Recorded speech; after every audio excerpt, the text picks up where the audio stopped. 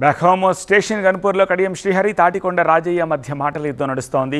కడియం అవినీతికి పాల్పడ్డారని రాజయ్య అంటుంటే ఇంతవరకు ఒక్క మచ్చ కూడా లేదని చెప్పి కౌంటర్ ఇచ్చారు శ్రీహరి. ఇద్దరి మధ్య జరిగిన డైలాగ్ వారిని చూద్దాం. రాజయ్య పట్ల నాకు సానుభూతి ఉందండి. ఒక మాటలో చెప్పాలంటే రాజయ్య గారికి టికెట్ రాకపోవడానికి కారణం నేను కాదు.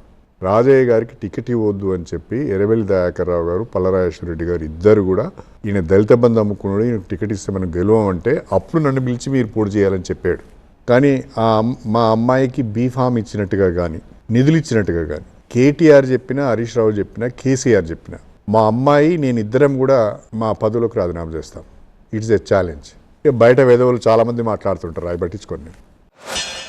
అధికారాన్ని అనుభవించి బిడ్డకు తనకు టికెట్ తీసుకొని పార్టీ ఫండ్ తీసుకొని మళ్ళీ పచ్చి అబద్ధంగా నేను ఒక్క పైసా తీసుకున్నట్టు నిరూపిస్తే నేను నా బిడ్డ రాజకీయ సన్యాసం అన్నట్టు మాట్లాడడం సిగ్గుచేటు. స్వయంగా కేటీఆర్ గారే బీఫాము పార్టీ ఫండ్ తీసుకున్నాడు, నా దగ్గరికి వచ్చి 5 కోట్లు అడిగిండు అని చెప్పేసి మాట్లాడిన సందర్భం నేను గుర్తు చేస్తా ఉన్నాను. కడియం శ్రీహరి అంటే నిబద్ధత లేదు, నియంత్రణ లేదు, అవకాశవాద రాజకీయ నాయకుడు.